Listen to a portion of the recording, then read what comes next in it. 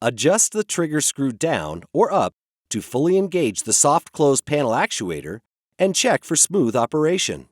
All right, so now that we've got all of our adjustments made to the doors, remember we still have these side frames that are still loose. So the last thing that we want to do before we attach our valance is go ahead and secure our side frames.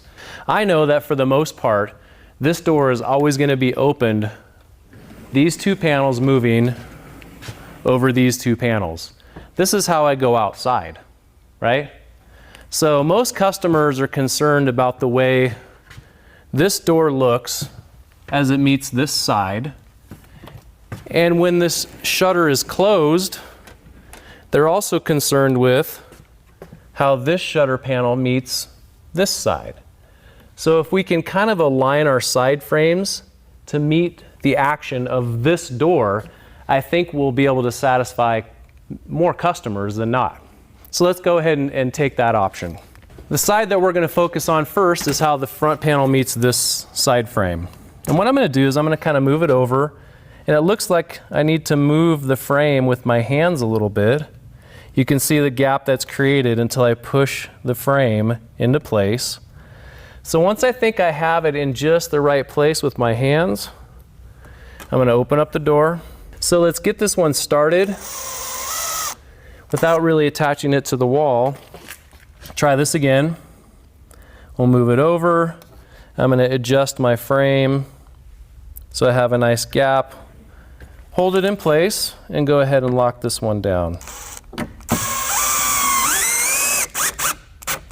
Just to make sure I didn't move it too much, we'll check it again. It's looking pretty good. All right, so next we'll do the same thing for this third one down here. Again, we'll just get it started. Then we'll move our panel over, see how it fits. Make an small adjustment there. We'll hold it with our hands and install this screw. All right, again, let's take a quick peek. Yeah, we're looking pretty good all down this side. So last but not least, we'll do the bottom one, and then we'll move over to the other side.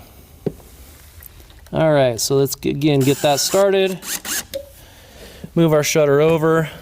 See, this one needs to move over quite a bit. Once we get it in place, we'll go ahead and lock it down. Great, and we've now completed this side, so let's move on to the other side. So again, we're going to concentrate most of our efforts on how this front panel meets our side frame. Wow, it looks like we got pretty lucky with this one here. This is actually lined up exactly perfectly. So hopefully we can do this without too much movement. We've already got, because we left that screw in the top there, we're in good shape. So I'm going to get this one started. Hold it in place with my hands, just to verify I didn't move it. All right, good deal. We're in good shape there. All right, I think I'm feeling pretty confident about the next two, so I think we'll just move right on through these.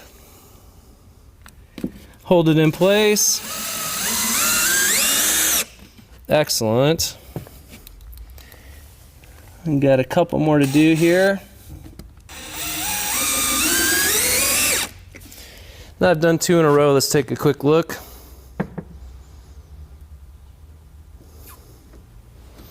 And we'll do our final one. Down at the very bottom.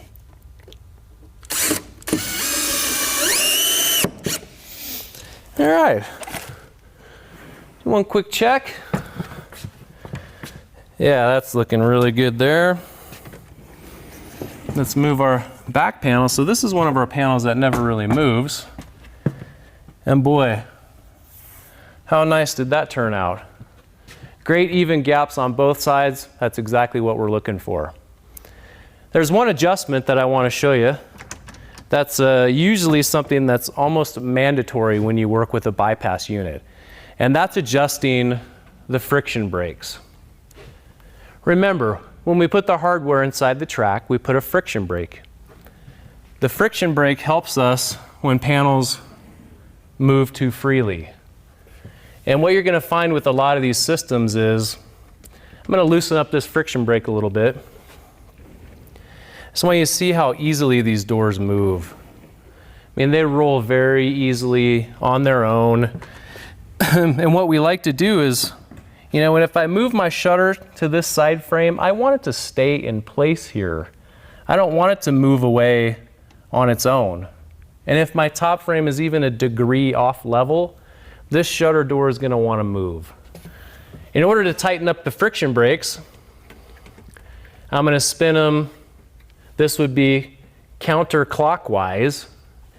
And you'll start to feel they're harder and harder.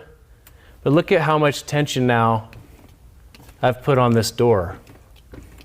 Maybe you don't want things that tight, but you definitely want them tight enough so that when they move into your desired position, they stay there. And then you want to do the same on the other side.